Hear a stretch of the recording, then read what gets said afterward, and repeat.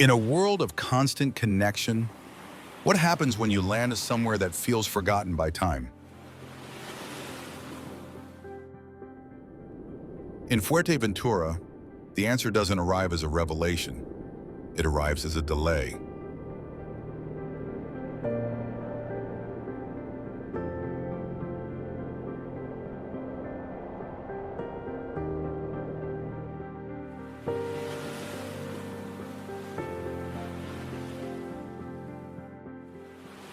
Off the coast of Africa, this Canary Island feels less like a postcard and more like a desert meeting the sea.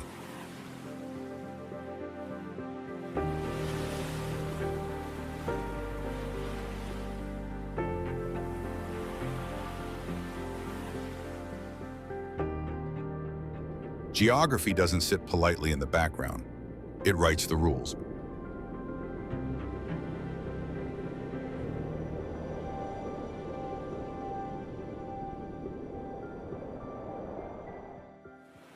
Your phone drops to 1 bar, the wind fills the silence, and isolation stops being a mood and becomes a schedule.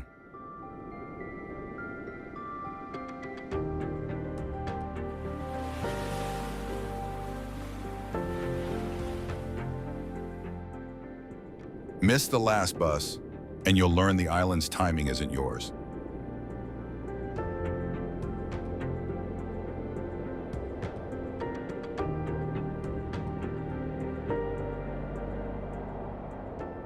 Life adapts in small ways. You move slower, you speak less, you plan around weather instead of convenience.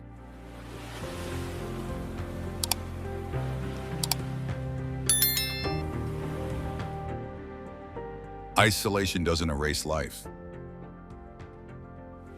It pares it down to what matters.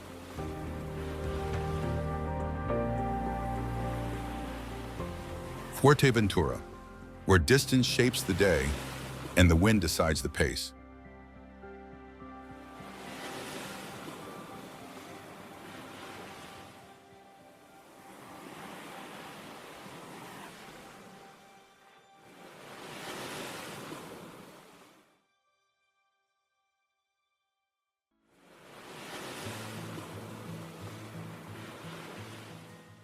Fuerteventura sits in an unusual position, geographically and culturally.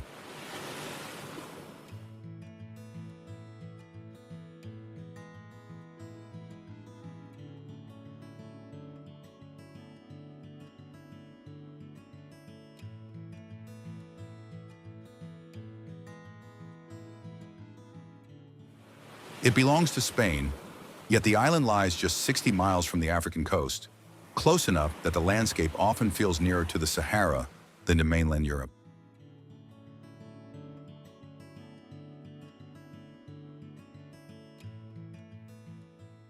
It is the oldest of the Canary Islands, born from ancient volcanic activity and shaped ever since not by water or vegetation, but by wind.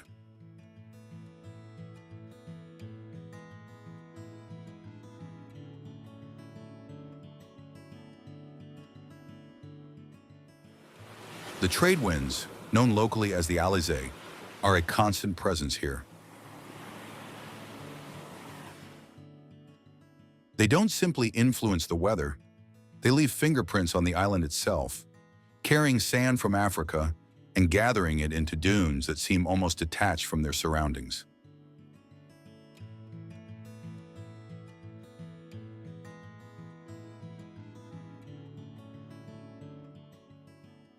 Despite being the second largest island in the archipelago, Fuerteventura remains one of the least populated.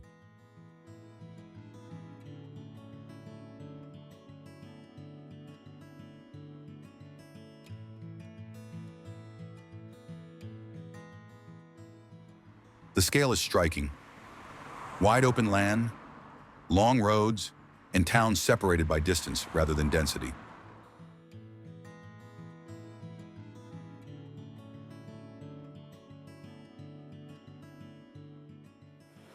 That imbalance between size and population defines the island's sense of isolation. There is no single urban center where life concentrates.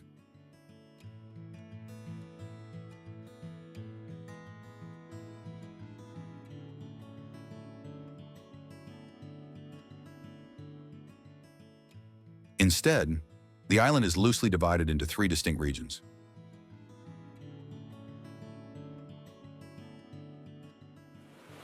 The north is shaped by shifting sands and open coastline.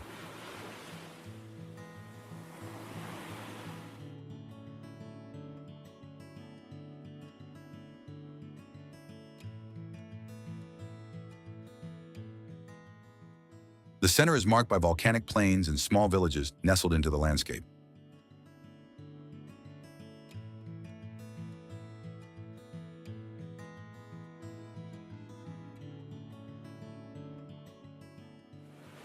And the south, the Jandia Peninsula, stretches into a rugged, wind-exposed wilderness that feels deliberately remote.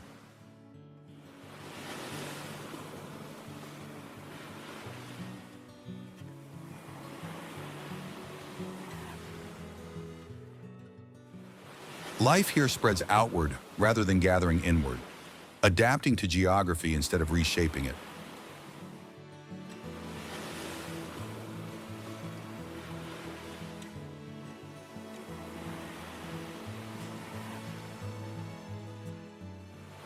It is no coincidence that the entire island has been designated a UNESCO Biosphere Reserve.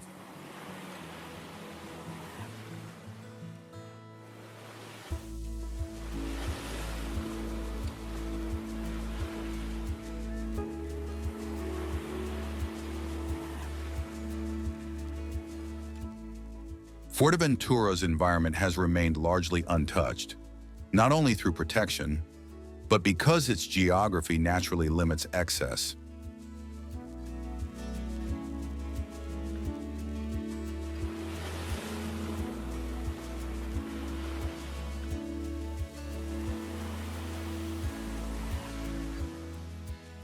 Even the island's name reflects that reality, Torinium.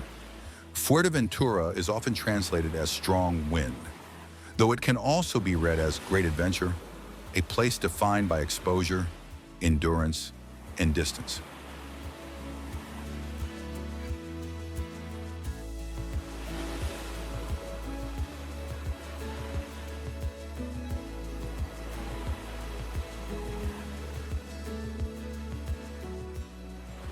The climate is frequently described as an eternal spring, with steady sunlight year-round.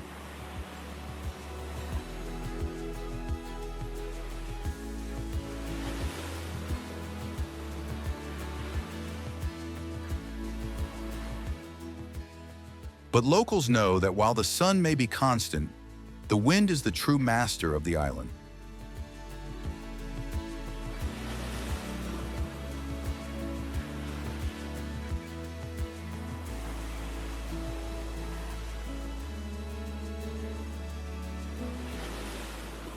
The wind sets the tempo, the land sets the limits, and everyday life learns to move within them.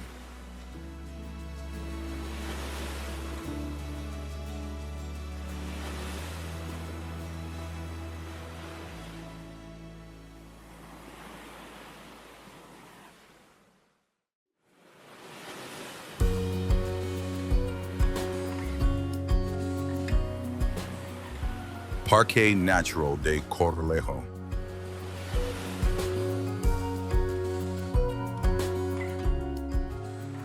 There are places shaped by what we build, and places shaped by what we must accept. Corralejo belongs firmly to the second kind.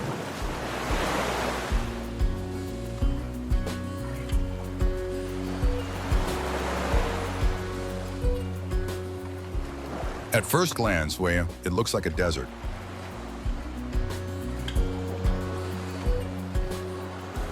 But its origins are maritime, built from the slow collapse of life beneath the waves.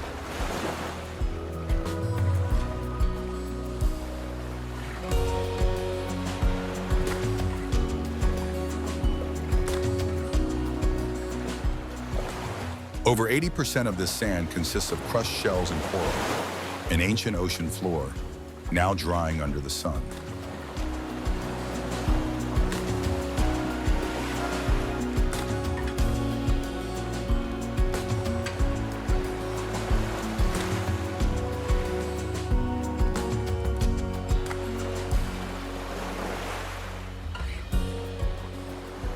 In Coralejo, geography doesn't wait for permission. These dunes are a shifting architecture, pushed steadily southwest by the Atlantic trade winds.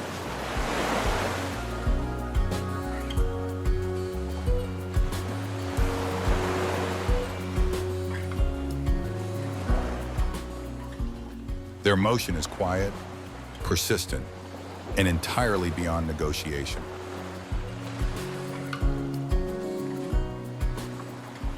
You see this struggle most clearly on the FV1 road.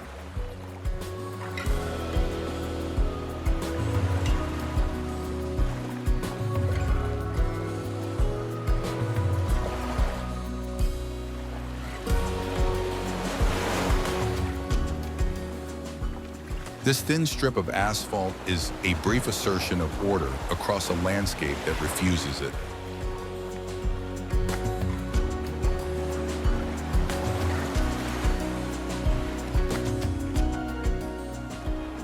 Each night, AN drifts back across the path. Each morning, machines clear just enough for life to continue.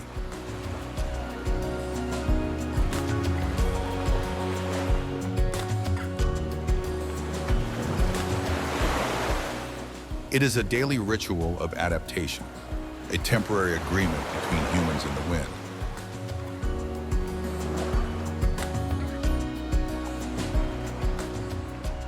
But for the traveler, this isn't just a geological anomaly. It's a place to disappear. Isolation here is physical. You can walk for miles without encountering a building or a fence. Only dunes dissolving into sky.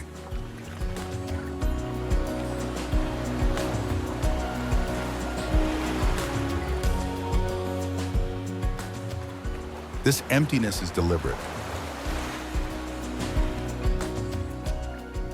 As part of a UNESCO Biosphere Reserve, the absence of construction is a practiced restraint, protecting migratory routes that pass silently overhead.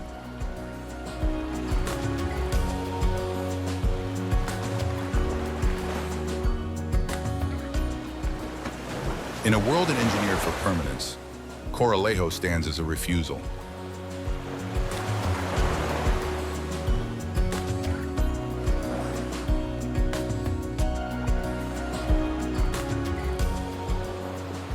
It doesn't offer spectacle, it offers exposure.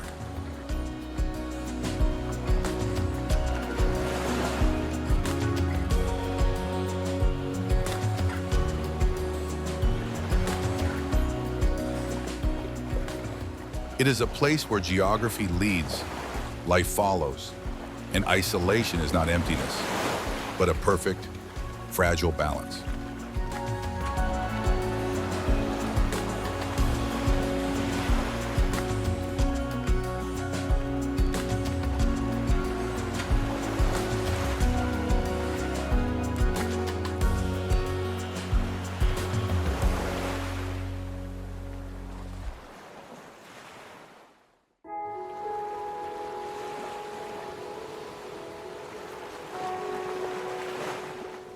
Isla de Lobos.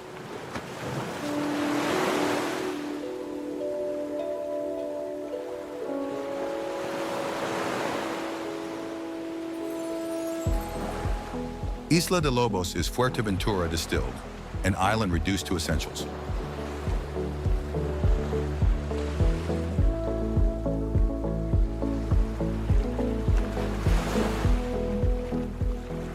Here, time isn't measured by clocks, but by the ferry schedule.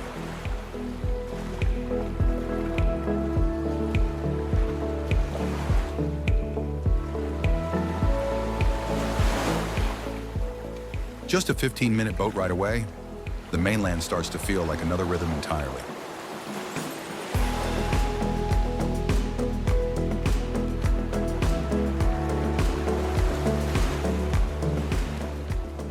Lobos meets you with silence.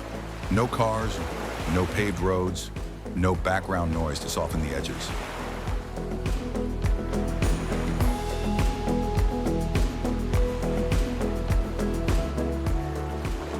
Only footpaths etched into volcanic ground, pulling you forward at a human pace.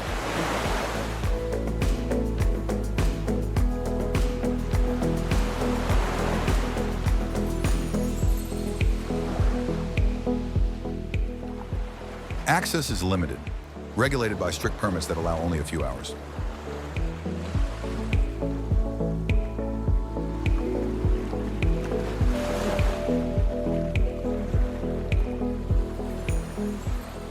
So you walk with intention, because even your time here is borrowed.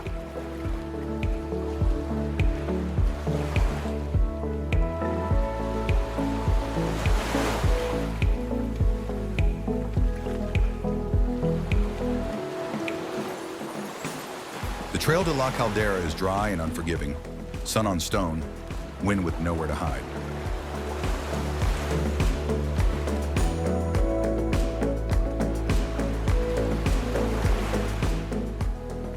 Step by step, the island opens, and the distances begin to rearrange themselves.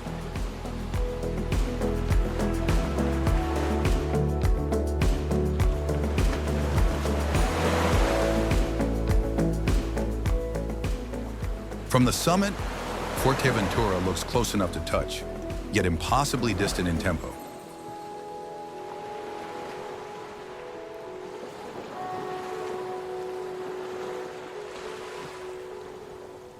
The name Lobos comes from the monk seals that once lived along these shores before being hunted to local extinction.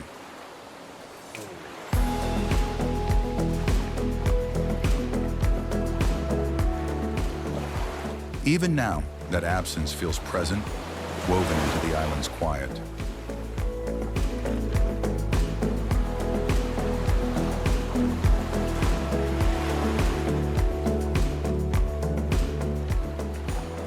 Life gathers briefly at El Puertito, a small cluster of white fishermen's houses beside a shallow turquoise lagoon.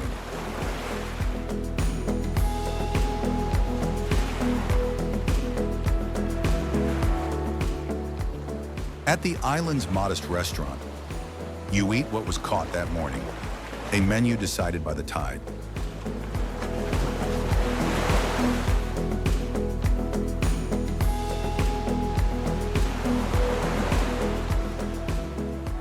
And when it's time to leave, Lobos doesn't argue. It simply reminds you that nature sets the terms.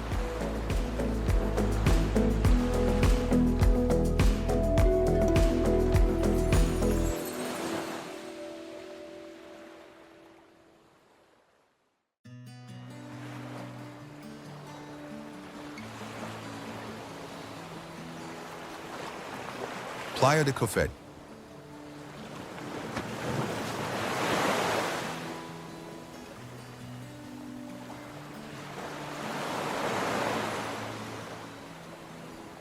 Some places begin the moment you arrive.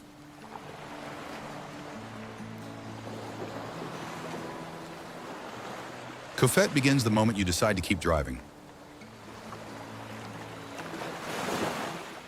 The road here is unpaved, narrow, and unforgiving, cutting through the Jandia Mountains like a test rather than a route.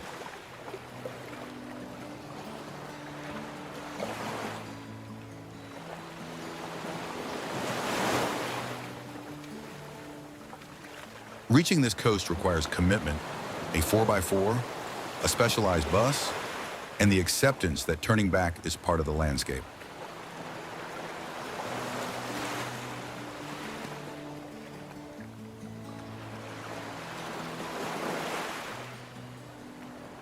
As the track climbs higher, the island falls away behind you.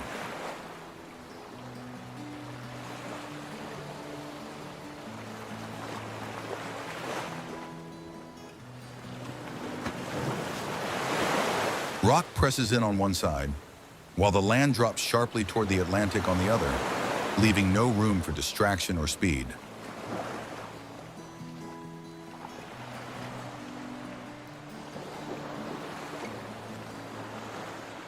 The difficulty of access is not an accident. It is the reason Cofete remains untouched.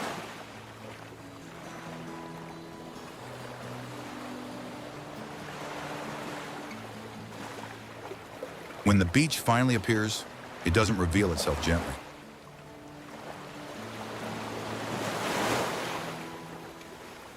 It overwhelms.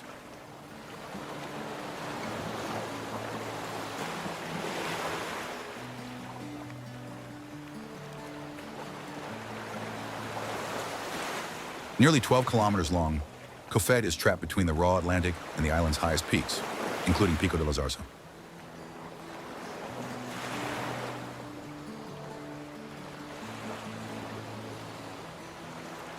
This is not a beach meant for comfort.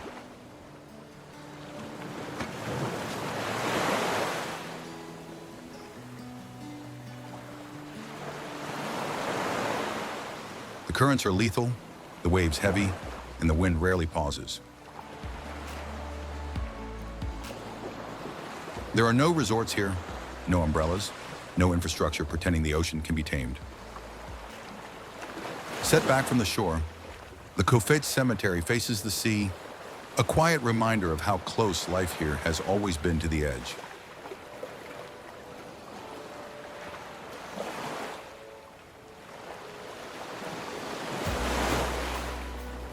Nearby, Villa Winter stands alone against the slope.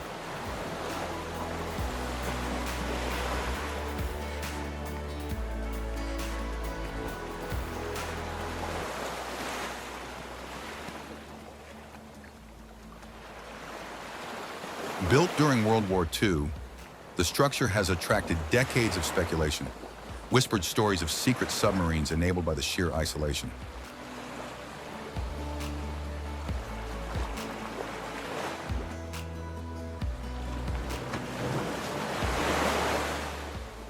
Whether the rumors are true is almost beside the point.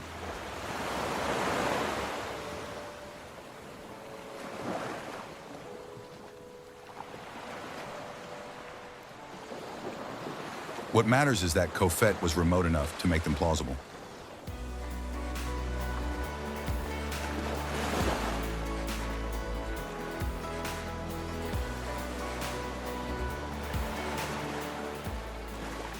Cofet offers no welcome and no reassurance.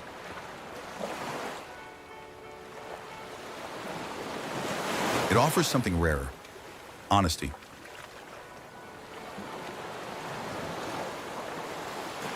This is the edge of the island and the edge of modern life.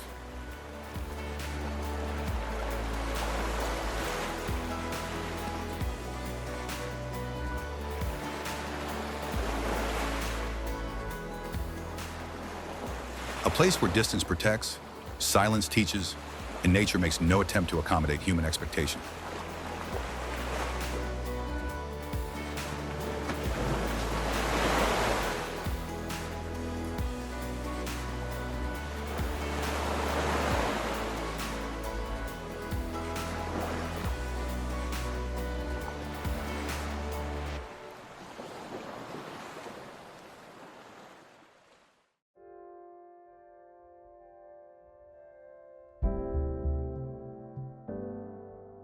Betancuria.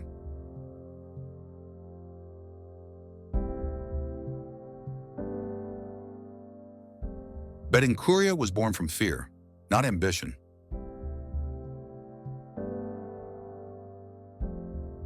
It was built to be invisible, tucked deep inside an interior valley where the horizon couldn't betray it.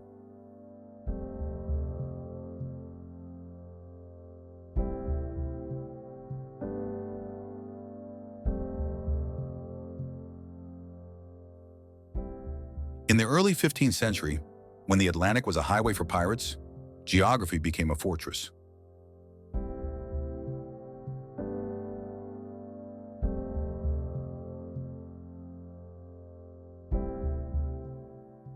Settlers turned their backs on the coast, choosing this hidden basin as a natural cloaking device.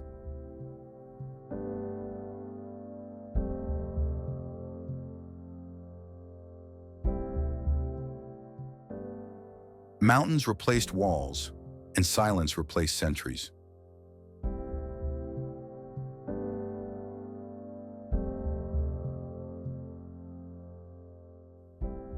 Even today, you don't see the town until the road finally drops you into its heart.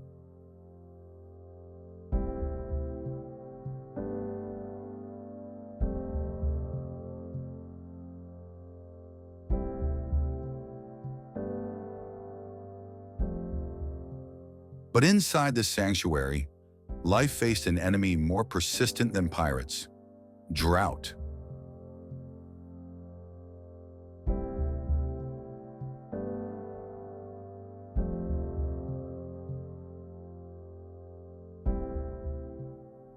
Across the valley, ancient gavias, stone basins built to catch every fleeting drop of runoff, reveal a quiet, survivalist intelligence.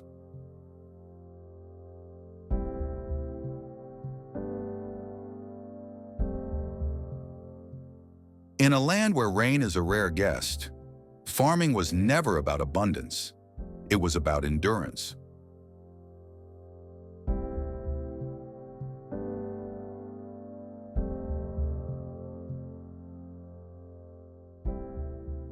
Every fragile patch of green is a lesson in restraint, a record of how locals learn to cooperate with a thirsty landscape.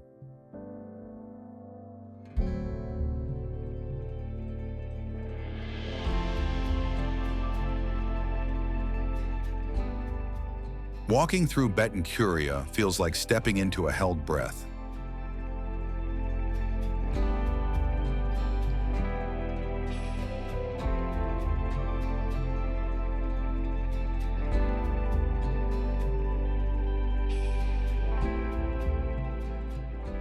The streets run over old cobblestones, and the houses wear iconic wooden balconies, crafted from pine to withstand the dry heat.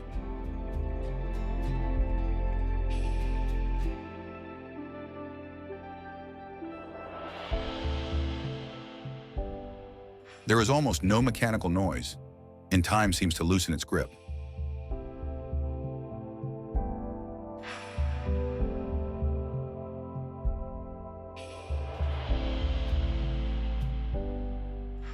At the village heart stands the Santa Maria Church.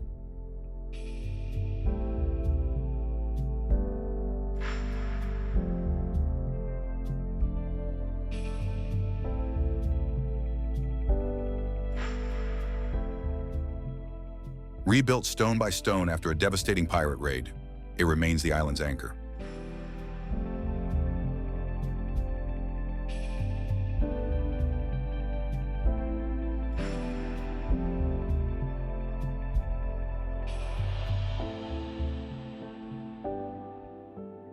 Nearby, locals sit on stone benches, not waiting for anything, simply existing within the stillness. Life here moves at the pace the land allows.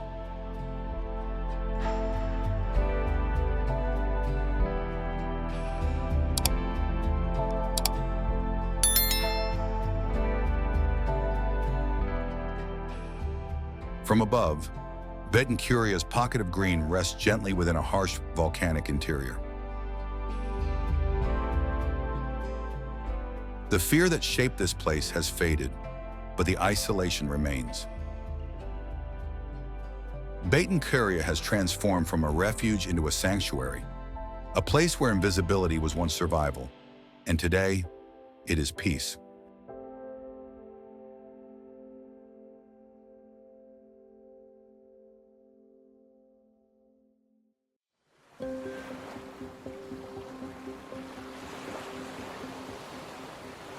Cuevas de Ajuy.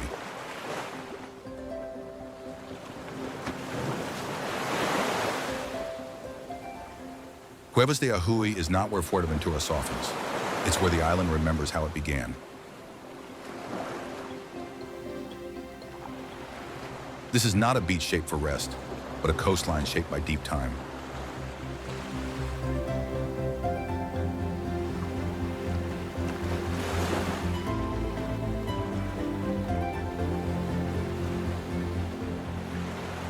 The black sand underfoot is only the surface.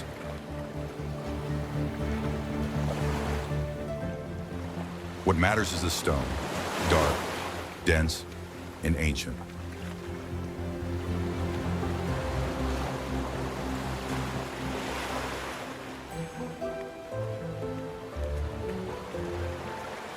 These are among the oldest visible rocks in the Canary Islands, formed more than 100 million years ago on the ocean floor, long before the island learned how to change its shape.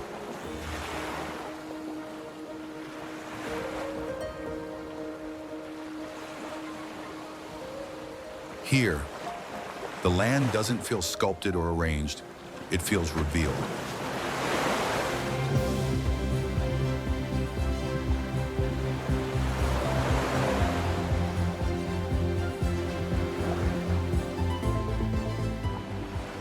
Aji stands apart from the island's softer landscapes.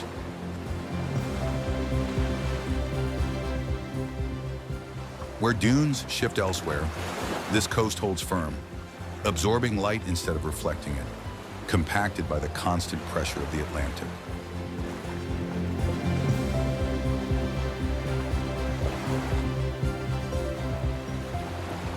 A narrow path follows the cliff line, exposed to wind and salt, guiding you toward the caves without distraction.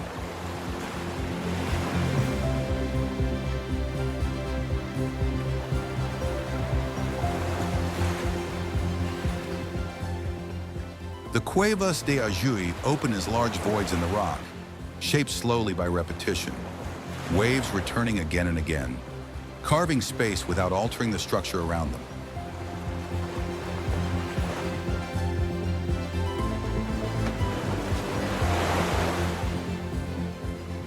For centuries, this difficulty of access gave the coast a different purpose.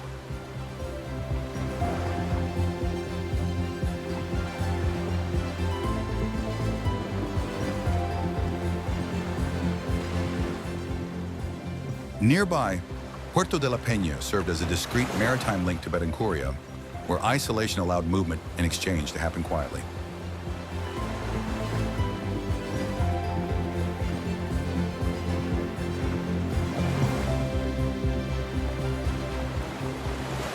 In Ajuy, geography didn't just shape the land. It shaped how people moved through it.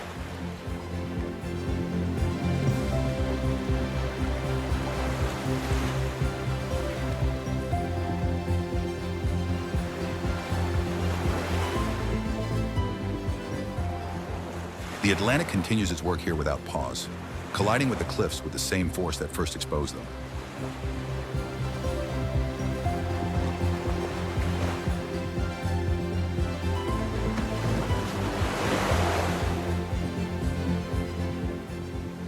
Nothing about this place suggests comfort or control.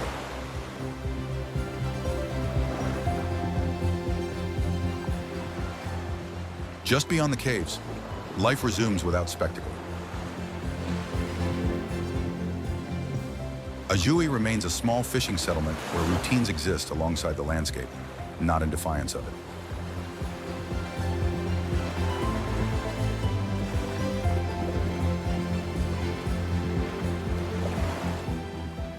Nothing competes with the terrain.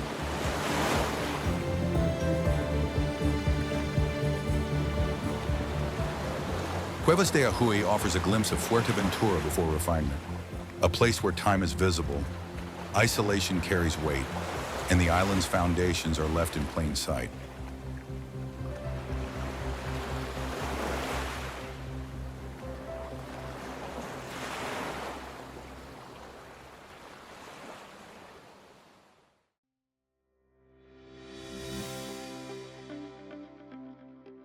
Calderon Hondo.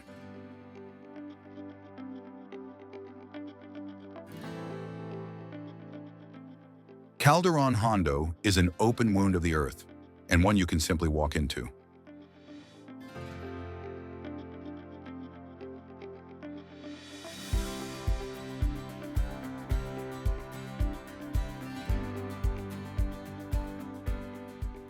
There is no ordeal here, no summit earned through exhaustion, only a clearly marked trail inviting you upward at a human pace.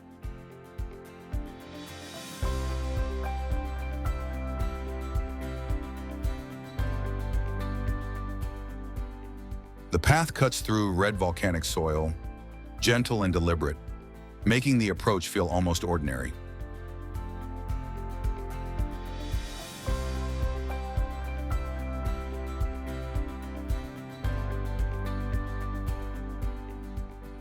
That ease is deceptive, because what waits at the top is anything but.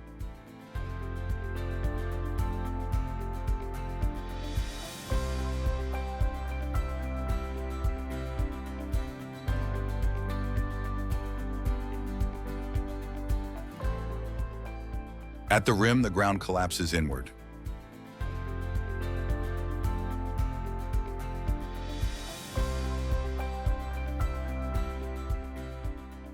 The crater opens into a deep, silent void, perfectly circular, unnervingly calm.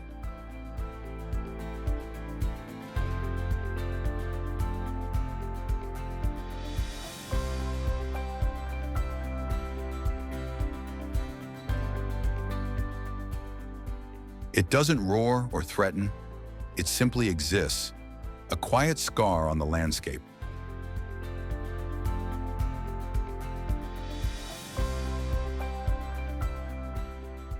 Calderon Hondo is proof that even the island's most dramatic geology has been absorbed into everyday life. It's not mythologized, it's just there.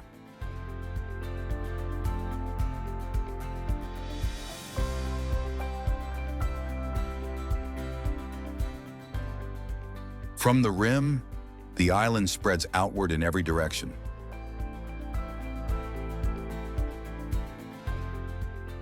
The view is total, a 360-degree panorama of northern and central Fuerteventura.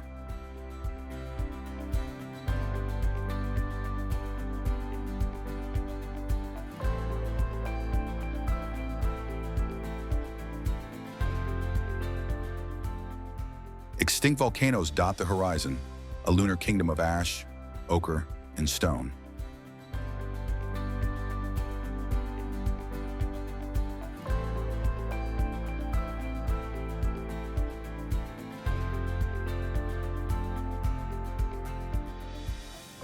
Human presence fades quickly, roads thin out, buildings dissolve, and silence takes over. This is isolation rendered visible.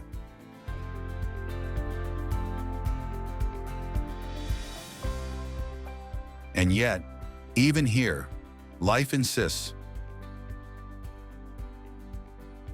Barbary ground squirrels dart across the rocks, curious and unafraid.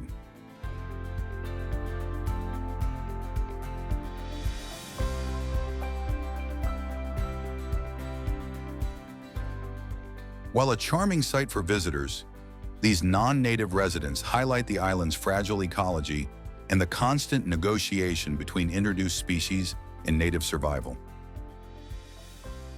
From this height, the logic of human settlement becomes clear.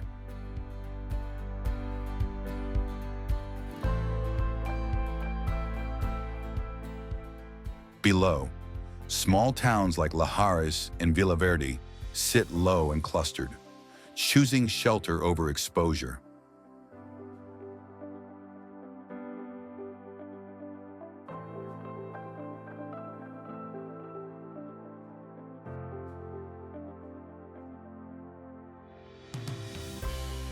White houses press gently into the land instead of rising against it. The view explains everything. Why life is sparse,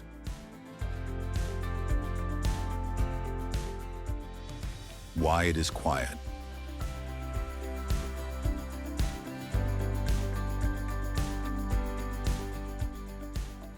why it remains so distinct.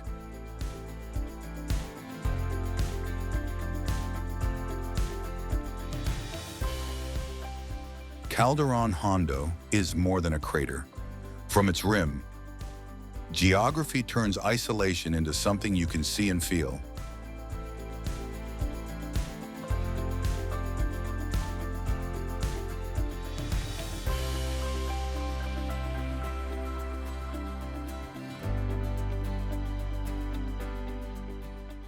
It doesn't dominate Fuerteventura, it clarifies it.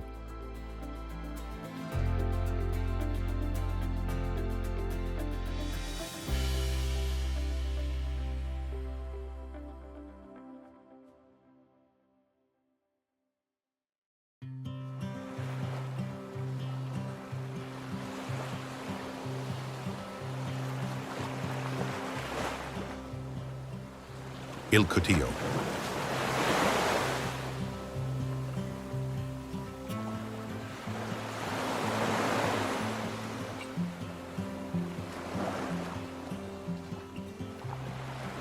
El Cotillo is shaped by a rare contradiction, a town defined by two seas that behave as if they belong to different worlds.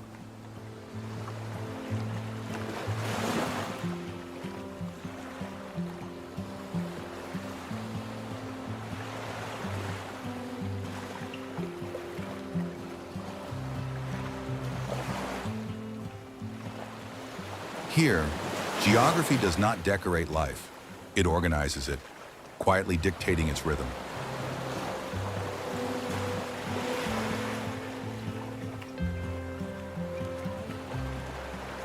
On the southern edge, the Atlantic arrives without restraint.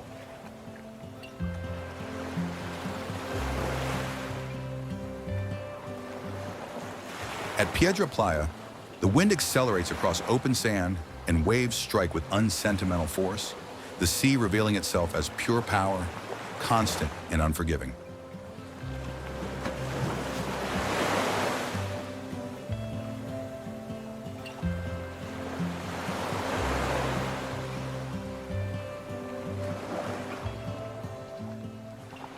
Just a short walk north, the transformation is immediate.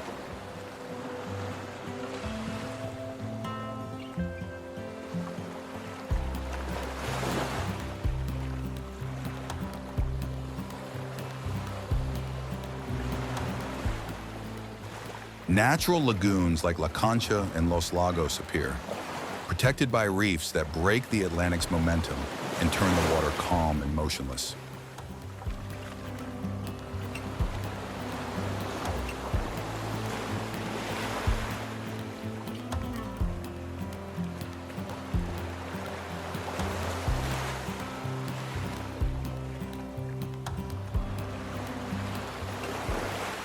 The same ocean that roars on one side becomes intimate on the other.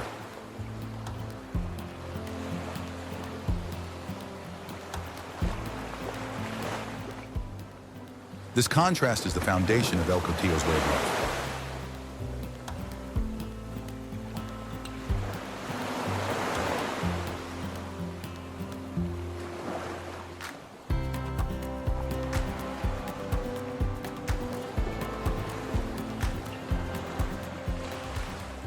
At the center of town, the harbor anchors everything.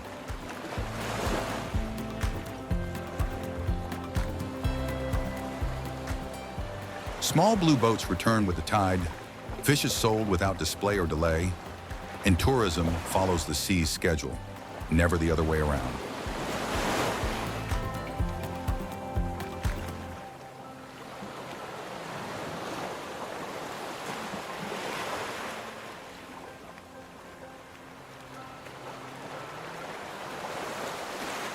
Standing alone on the coast is El Tostón Tower, an 18th century fortress built to watch for pirates. Its isolation deliberate and its silence intact.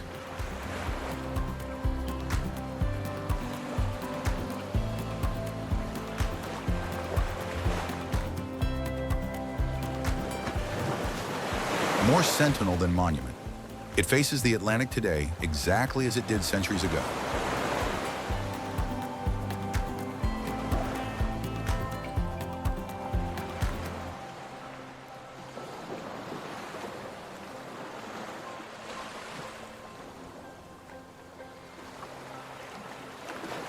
In recent years, El Cotillo has attracted a new kind of resident.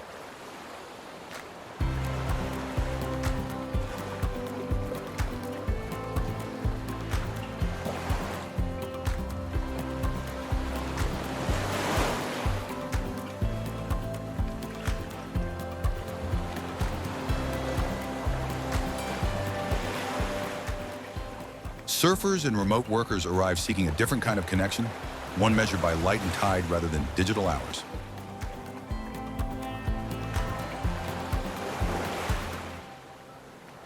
They do not replace the village, they adapt to it.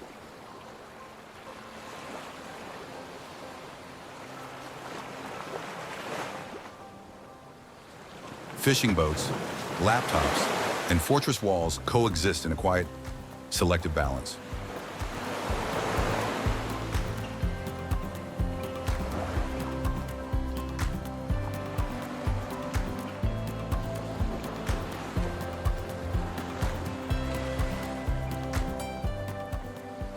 El Cotillo does not promise reinvention.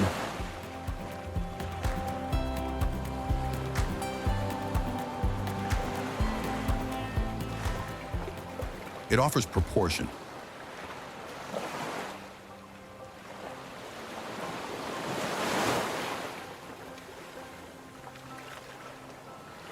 Here, the sea teaches contrast, and contrast teaches restraint.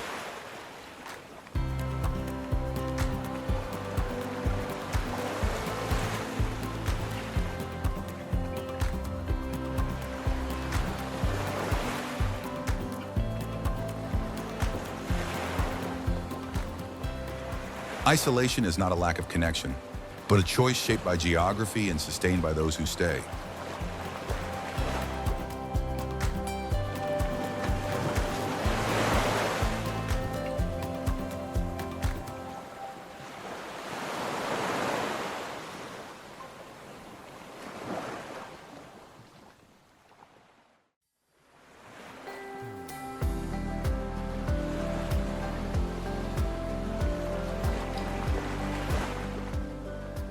Playa de Sotavento.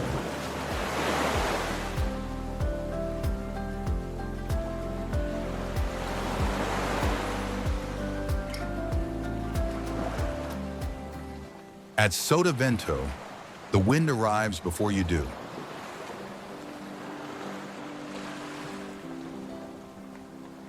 You hear it snapping kites open, sea boards carving white lines across shallow water, and realize this beach isn't waiting to be admired. It's already in motion.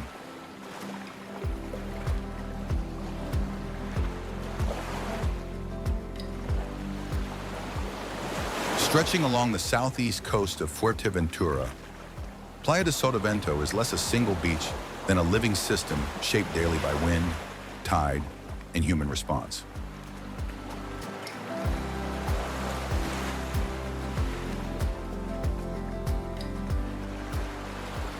People don't come here to escape the elements. They come to work with them.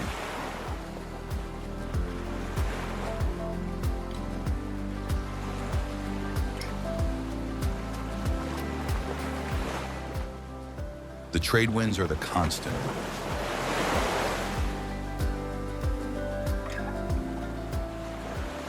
Strong, clean, and reliable. They've turned Sotavento into one of Europe's most respected destinations for windsurfing and kite surfing, hosting international competitions year after year, not because of showmanship, but because the conditions almost never fail.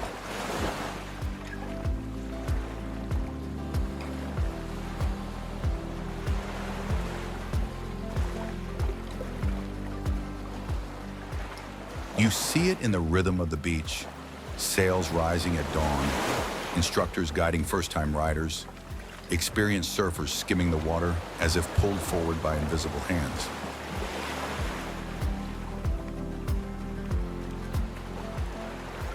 At the heart of this balance lies Laguna de Sotavento.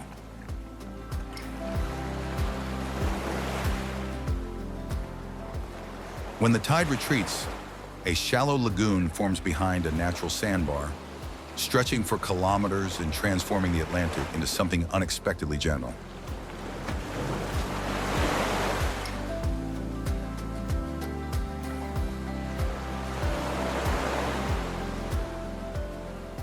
Here, boards glide instead of crash, children wade safely, and beginners learn without fear, the sea temporarily lowering its voice.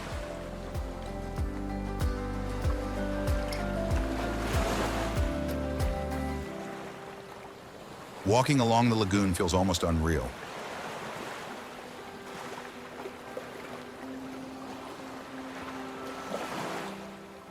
Bare feet sink into warm sand beneath a sheet of water, so still it becomes a liquid sky, an optical illusion where horizon and reflection quietly dissolve.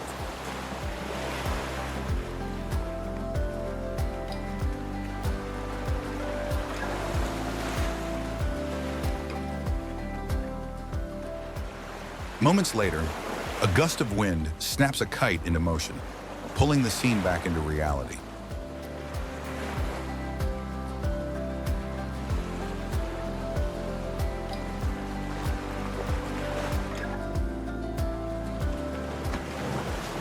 Despite its global reputation, Sotavento never feels crowded.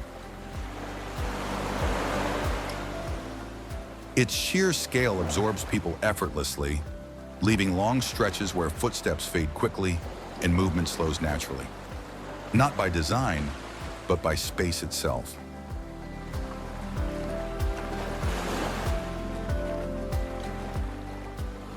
Infrastructure remains deliberately restrained.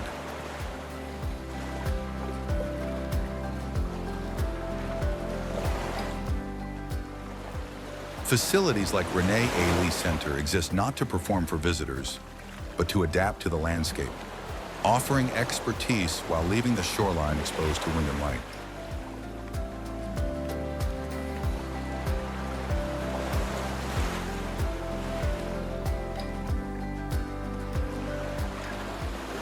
Elsewhere, only a handful of beach bars appear, and even they feel temporary against the open plain.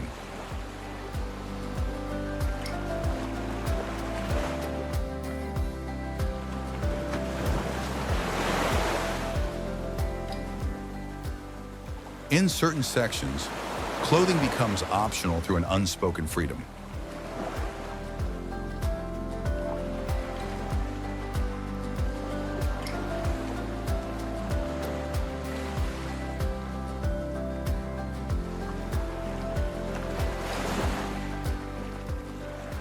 There are no signs or declarations, only distance, wind, and the quiet understanding that privacy here is created by space, not rules.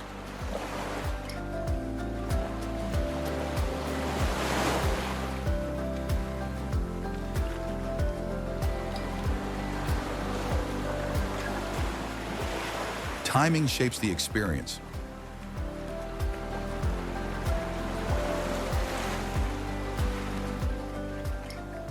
At higher tide, the lagoon turns luminous and reflective.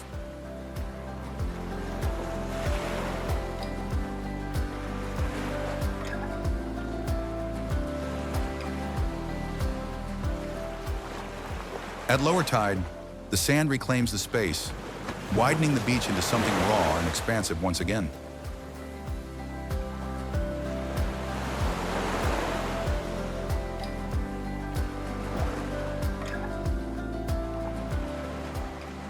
Playa de Sotavento doesn't rely on gimmicks or spectacle.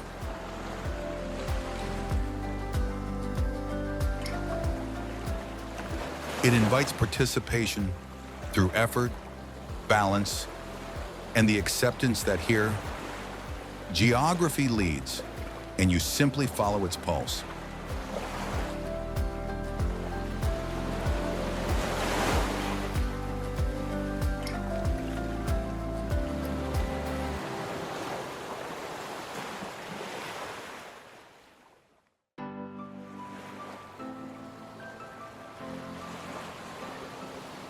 Fuerteventura is not a destination for everyone. It doesn't offer polished glamour or curated beauty, and it makes no effort to compete with louder, more crowded places.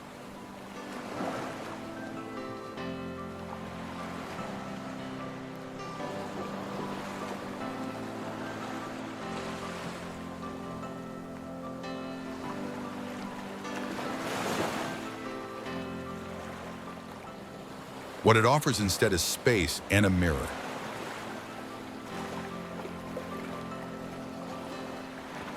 Here, the spectacle is replaced by presence.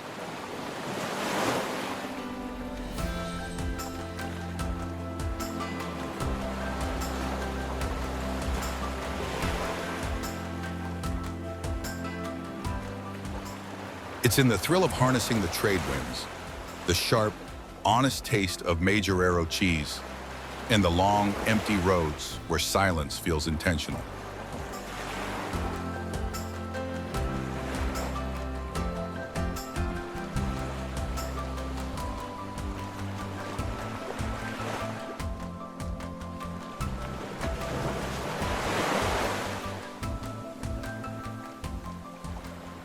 Each moment carries the same lesson: adaptation over excess, and restraint over accumulation.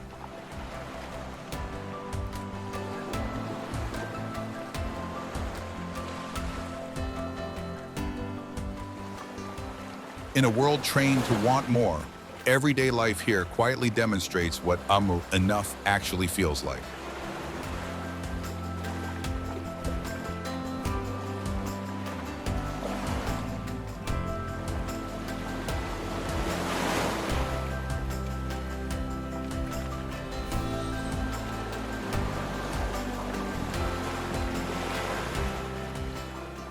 The geography is unforgiving.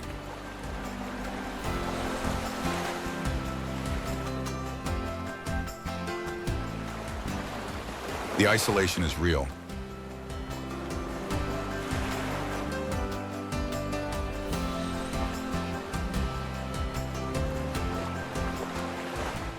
But the result is a clarity that's increasingly rare.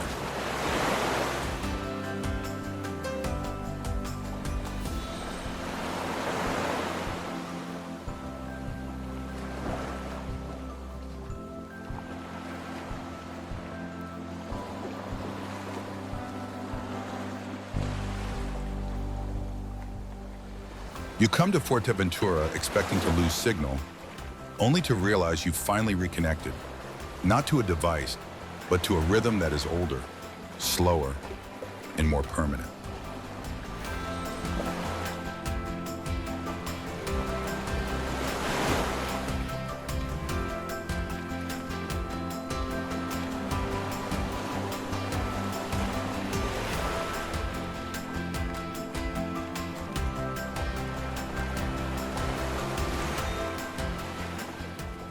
This island doesn't ask to be improved.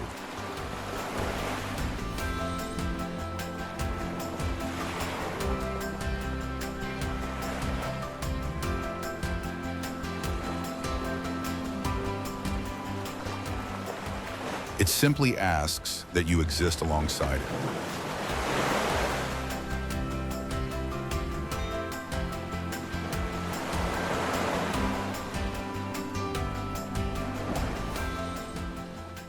And perhaps that is the ultimate luxury today. The freedom to be overlooked, the choice not to be rushed, and the space to just be.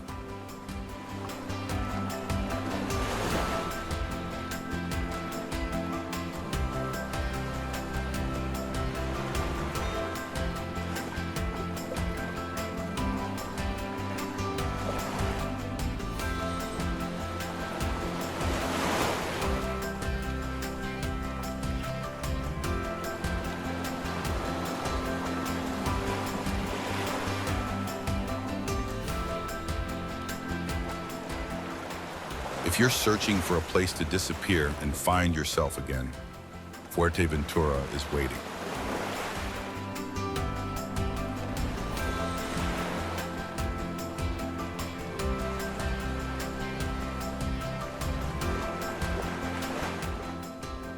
If this story have added something to how you see the world, a like and a subscription help us keep exploring places that stay quiet by choice.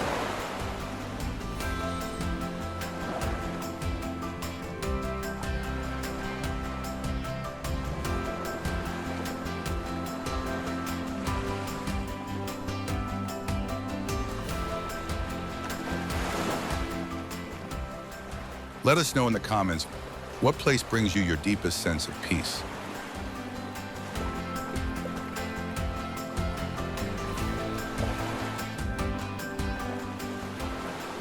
Thank you for traveling with